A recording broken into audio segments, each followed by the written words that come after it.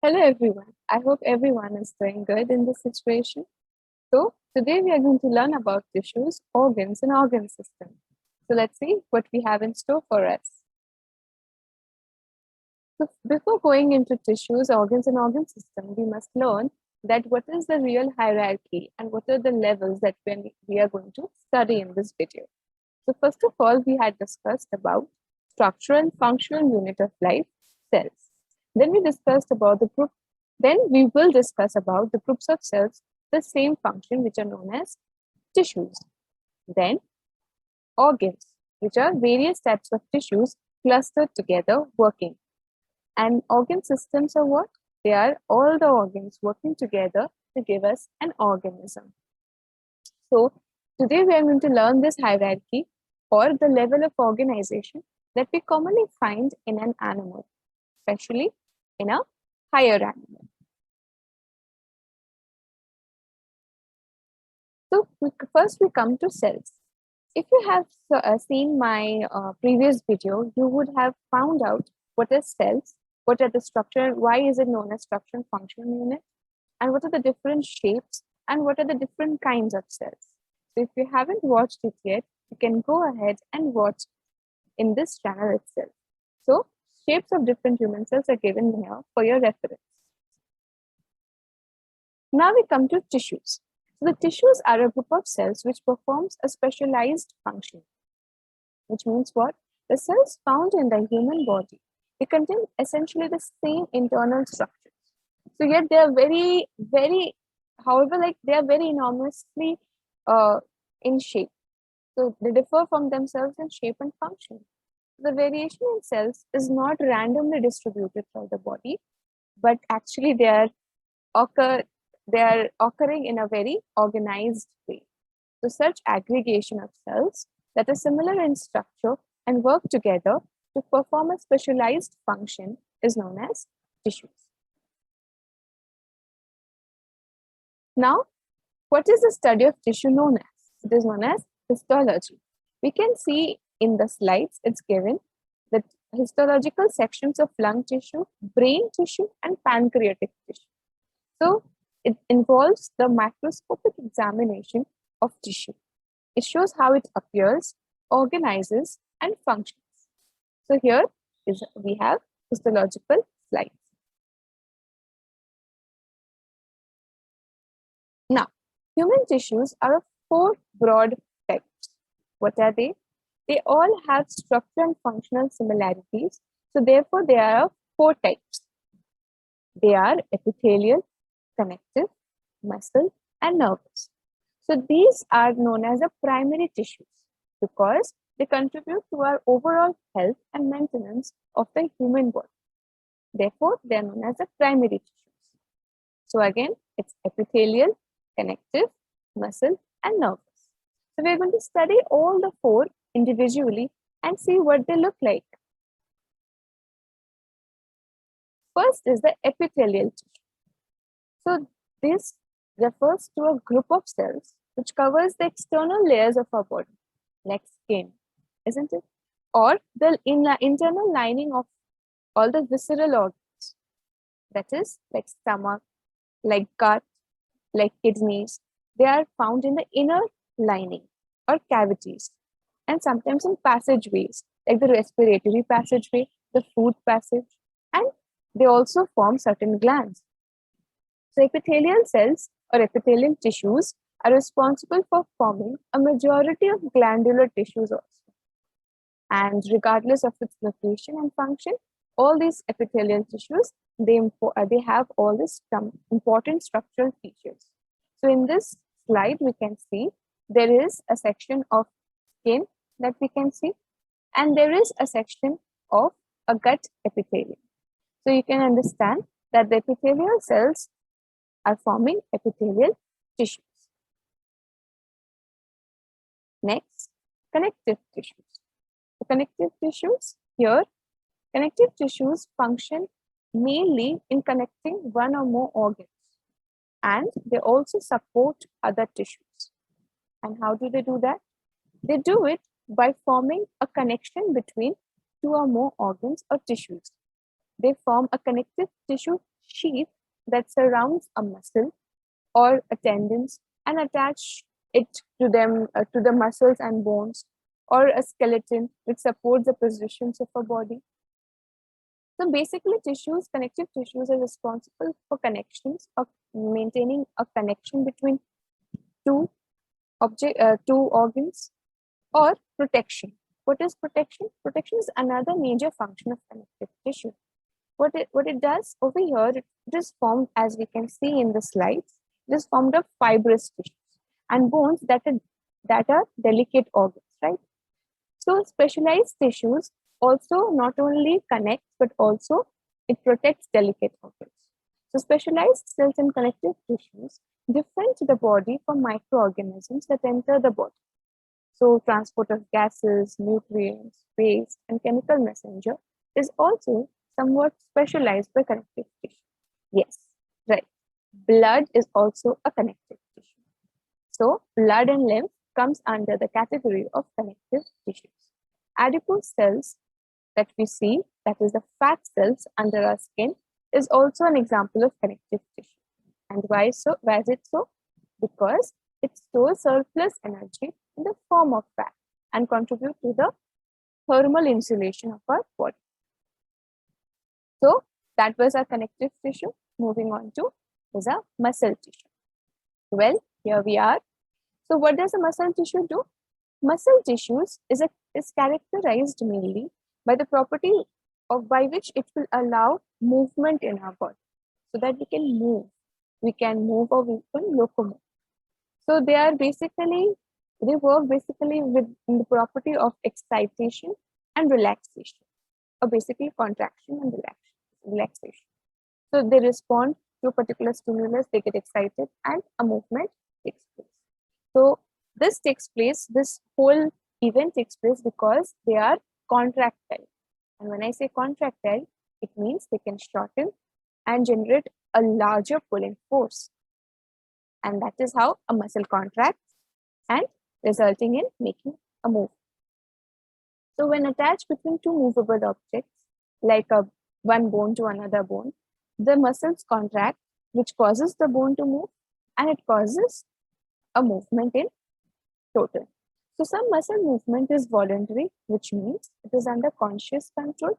And for example, like a person decides, to get up, to take the smartphone in this pandemic, and just browse through, wants to learn something, goes to Tutor Here and learns about cells, tissues, organs, and various other topics. Right. Moving on, we have nervous tissue. Nervous tissue is characterized as being excitable and capable of sending and receiving various kinds of electrochemical signals. Right. We have all studied about adrenal, like a lot of chemical messengers or chemical transmitters, right? Like, so nervous tissue has or is composed of all these chemical messengers. And why is it so? Because it needs to send signals by chemical messengers, like adrenal choline. Right?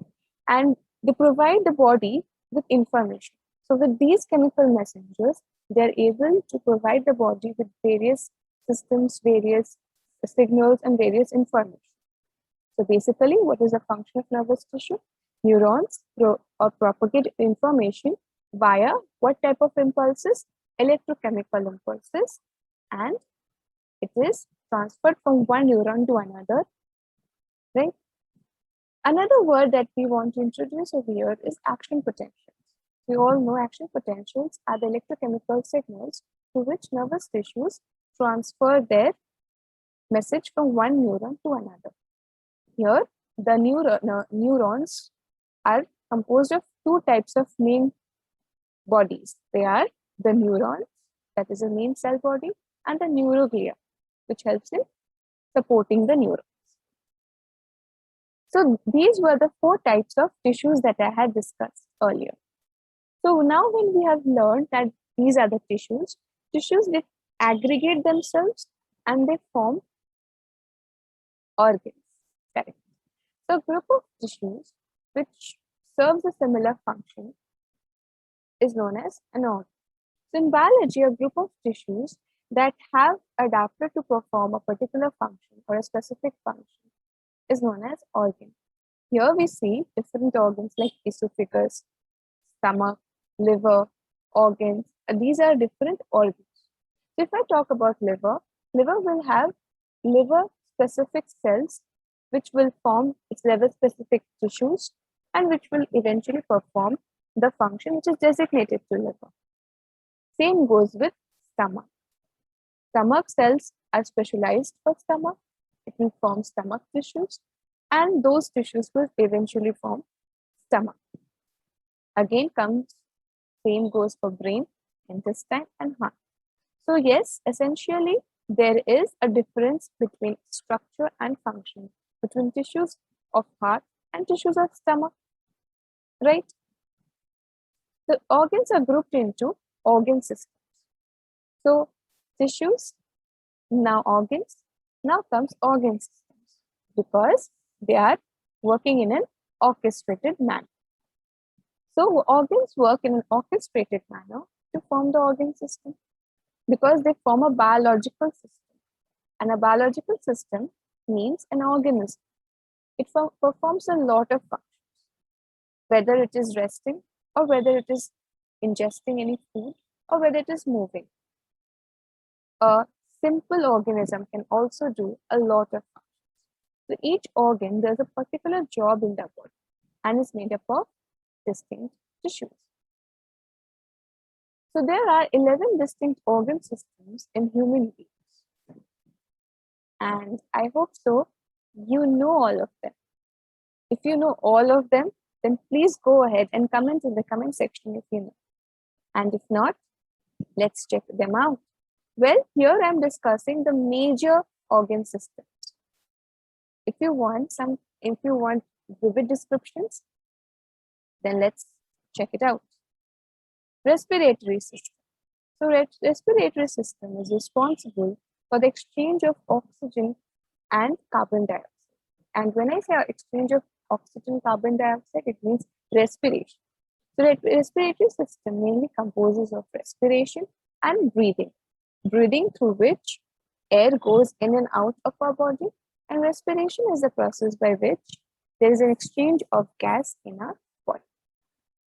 So respiratory system composes of lungs and other respiratory passageway, right? Next we come to circulatory system.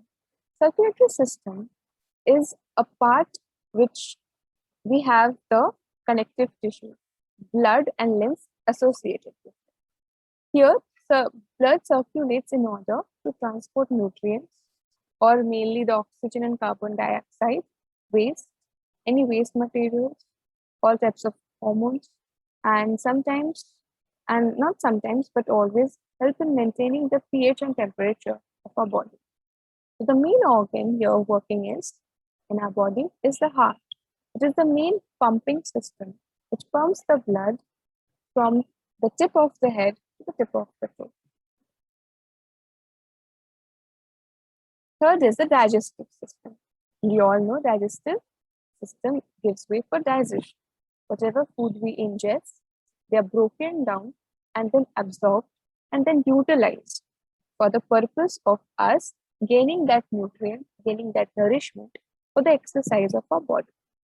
So it basically breaks down, absorbs, and utilizes the basic nutrients and then excretes out whatever waste has been derived from the food.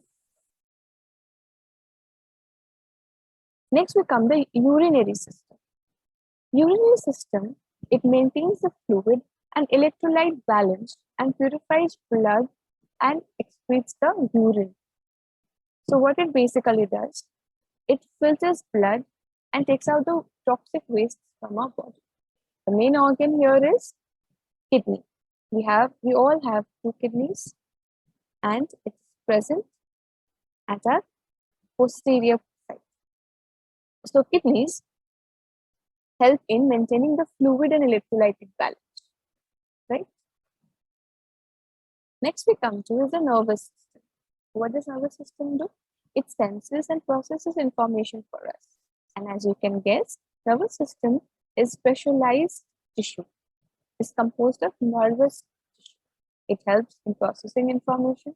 It helps in controlling involuntary as well as voluntary functions, body functions, right? And here the main organ is the brain and as well as the spinal cord. Brain, spinal cord are the main control system which channels its signals and functions and controls all the peripheral nervous or all the nerves in our body. Next, we have the human reproductive system. The human reproductive system involves all the primary and secondary sex organs in our body, which helps humans to reproduce or perpetuate. Last, the endocrine system. Endocrine system is composed of a lot of glands, and these glands are responsible for producing or secreting certain hormones. These hormones are directly secreted into blood, and blood takes it to the respective target organs. The target organs functions likewise, and then we get a respective results. So basically, endocrine system works as a communication system other than the nervous system using hormones, and it has a long lasting effect. So the main organs has been given there in the diagram. I hope all these was a revision for you all. If not, you can again check the video and you'll meet soon.